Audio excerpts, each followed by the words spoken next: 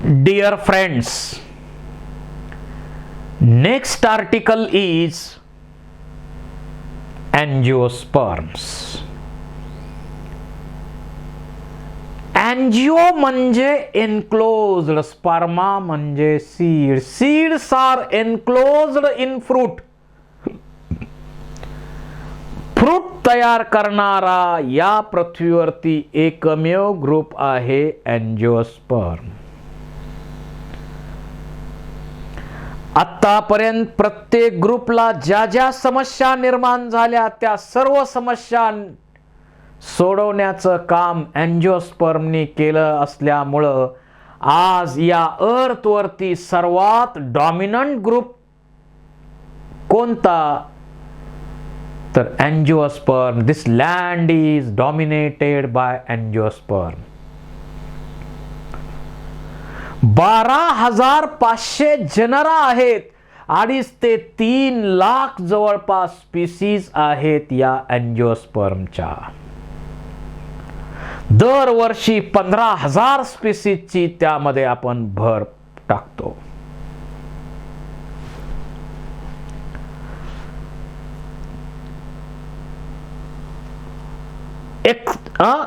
exceptionally large group of plants.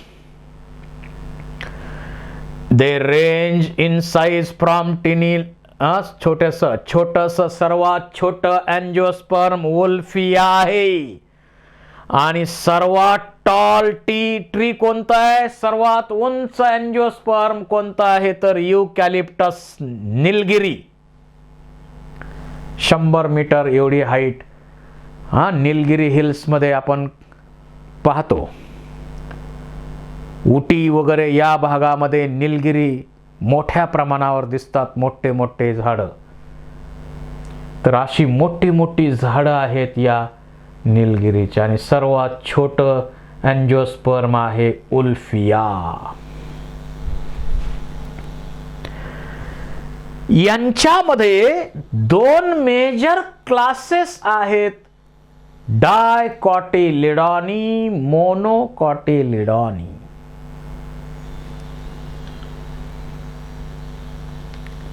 डायकॉटचा विचार केला तर इथं एम्ब्रिओ मध्ये 2 कॉटिलिडॉन्स आहेत. डायकॉट आणि मोनोकॉट मध्ये डिफरन्स जर करायचे असतील तर आपण करू शकतो. सगळेच डिफरन्स आपण घेऊया.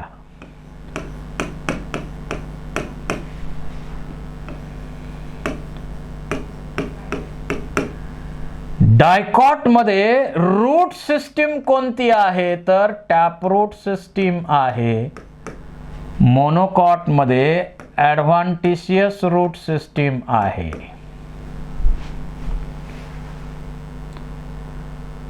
मोनोकॉट मध्ये ॲडव्हान्टिशियस रूट सिस्टीम आहे. डायकॉट मध्ये स्टेम ब्रँच्ड आहे.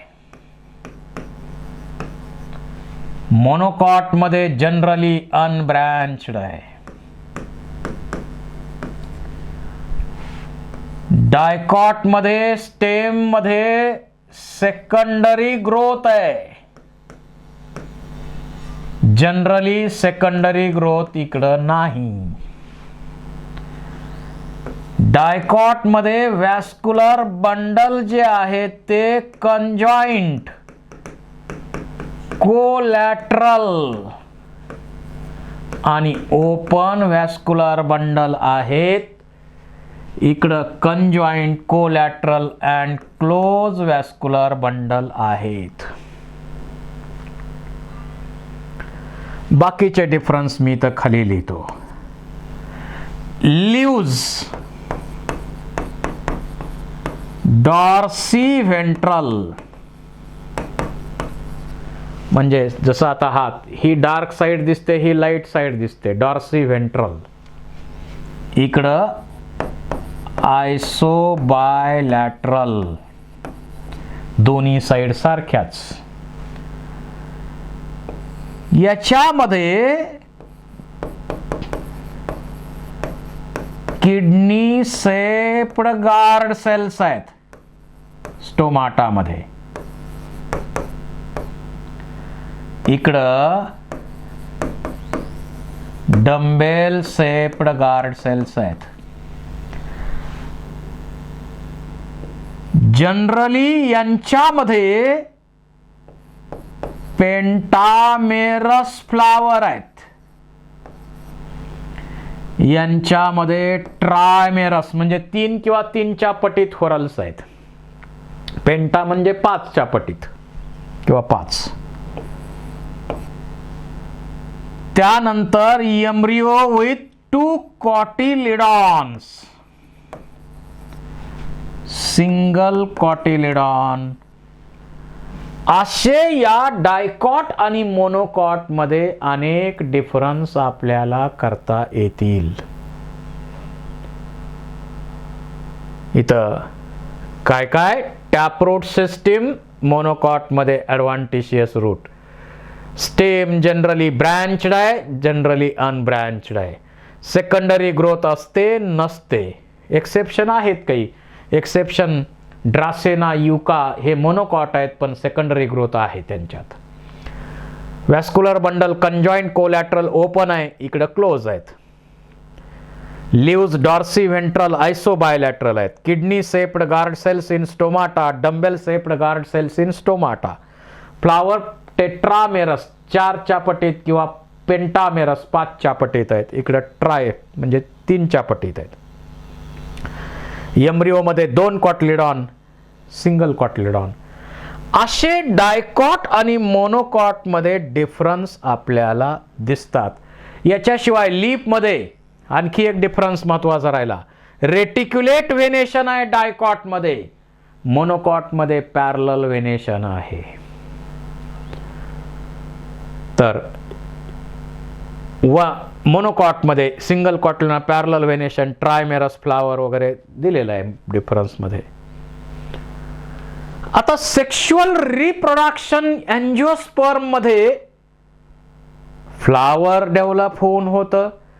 व्हेजिटेटिव्ह रिप्रोडक्शनच्या मेथड सुद्धा आहेत. काही प्लांटच्या रूट पासून नवीन प्लांट बनतात, काही प्लांटच्या स्टेम पासून बनतात, काही प्लांटच्या लीफ पासून नवीन प्लांट बनतात. आर्टिफिशियल व्हेजिटेटिव्ह मेथड सुद्धा यांच्यामध्ये आहेत. परंतु सेक्शुअल रिप्रोडक्शनची मेथड जी फॉलो केली जाते ती फ्लावर डेव्हलपमेंटनं. यांच्या स्टेम मध्ये, यांच्या एंजिओस्पर्मच्या स्टेम मध्ये झायलम जो आहे, झायलम मध्ये व्हेसल्स असतात, फ्लोएम मध्ये सिव एलिमेंट्स असतात. हा पण महत्वाचा बदल आहे. फ्लोएम मध्ये कंपॅनियन सेल अस्तित्वात आली एंजिओस्पर्मच्या. सेक्शुअल रिप्रोडक्शनच्या प्रोसेससाठी यांच्यामध्ये स्पेशल ऑर्गन तयार झाला flower. Highly condensed and modified shoot specially designed for sexual reproduction. Typical flower मध्ये कॅलिक्स, करोला, अँड्रोशियम, गायनोशियम हे पार्ट येतात. आता याचे डिटेल्स तुम्हाला मॉर्फॉलॉजी ऑफ फ्लावरिंग प्लांट मध्ये होणार आहेत, त्यामुळे इथं काही मी जास्त डिटेल घेणार नाही. Male reproductive whorl androecium, female reproductive whorl gynoecium आहे. अँड्रोशियम मध्ये स्टॅमेन असतात, गायनोशियम मध्ये कार्पेल असतात. स्टॅमेन मध्ये अँथर्स त्यात तयार होतात, पोलन ग्रेन्स. कार्पेल मध्ये ओव्हरी, ओव्ह्यूल आहेत, ओव्हरी मध्ये ओव्ह्यूल्स तयार होतात. पोलन ग्रेन जे तयार होतात, 2 सेल्ड कंडिशनला पॉलिनेशन होतं. इथं जिम्नोस्पर्म मध्ये फक्त वाऱ्यामार्फत पॉलिनेशन होतं सर्वांमध्ये. एंजिओस्पर्म मध्ये अनेक एजन्सी आहेत. विंड पॉलिनेशन आहे, वॉटर पॉलिनेशन आहे, इन्सेक्ट आहे, बर्ड आहे, बॅट आहे, स्नेक आहे, स्नेल आहे, अंट्स आहेत, बाकी ॲनिमल्स आहेत. So variety of pollinating agencies are used in angiosperms. त्यानंतर इथं डबल फर्टिलायझेशनची प्रोसेस होते.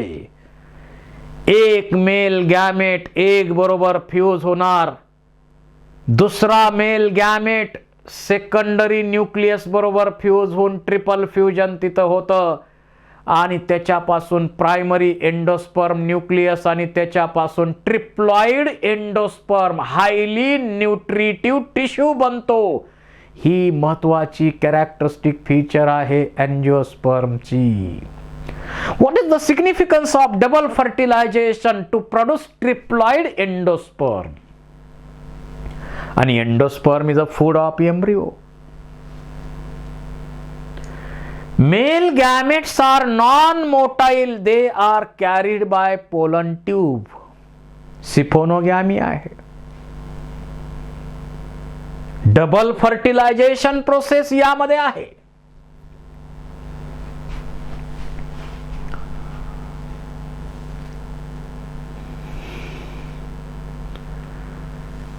त्यानंतर डेव्हलपमेंट ऑफ फिमेल गॅमेटोफाइटची प्रोसेस. जर मेगास्पोर मदर सेल असेल तर त्यामध्ये मिओसिस होणार, 4 मेगास्पोर बनणार, 4 पैकी 3 डिजनरेट होतात. जनरल आहे ही, काही एक्सेप्शन आहेत यामध्ये. आणि फंक्शनल मेगास्पोर पासून फिमेल गॅमेटोफाइट तयार होणार, एम्ब्रियो सॅक तयार होणार, 7 सेल 8 न्यूक्लिएट. त्यानंतर मेल गॅमेटोफाइट कडनं मेल गॅमेट इथं रिलीज करणार. एक मेल गॅमेट एक बरोबर फ्यूज होणार, पहिलं फर्टिलायझेशन झालं.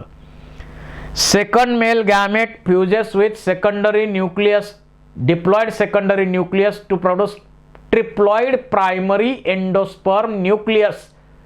सेकंड फ्युजन आहे आणि 2 वेळा फ्युजन होतं म्हणून त्याला आपण डबल फर्टिलायझेशन म्हणतो.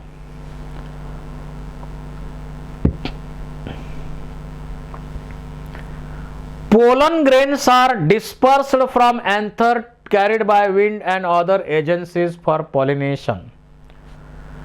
पोलन ग्रेन्स पासून नंतर मेल गॅमेटोफाइट बनणार, त्यात पोलन ट्यूब असणार, मेल गॅमेट नॉन मोटाईल असणार. पोलन ट्यूब कॅरी करते म्हणून त्याला सिफोनोगॅमी आपण म्हणतो. पोलन ट्यूब एंटर करेल आणि मग इथं फर्टिलायझेशन होणार, सिनगॅमी होणार, दुसरा न्यूक्लियस फ्यूज होऊन primary endosperm nucleus triple fusion तयार होतो. डबल फर्टिलायझेशन ही युनिक कॅरेक्टर आहे एंजिओस्पर्म मध्ये. प्रायमरी एंडोस्पर्म न्यूक्लियस पासून ट्रिप्लॉइड एंडोस्पर्म बनतो, तो नरिशमेंट साठी वापरला जातो एम्ब्रियोच्या. सिनर्जिड अँटीपोडल सेल्स त्या डिजनरेट होतात आणि न्यूट्रिशनचं काम करतात.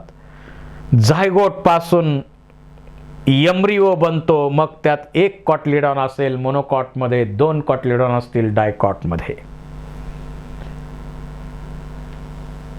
आणि फर्टिलायझेशनच्या प्रोसेस नंतर सीड बनणार, ओव्ह्यूलचं कन्व्हर्जन होऊन सीड्स बनतात आणि ओव्हरी वॉल पासून फ्रूट वॉल बनतो, पेरिकार्प. अशा प्रकारे सीड्स फ्रूट्स बनतात. फ्रूट तयार होणं ही सुद्धा एंजिओस्पर्मची युनिक कॅरेक्टर समजली जाते.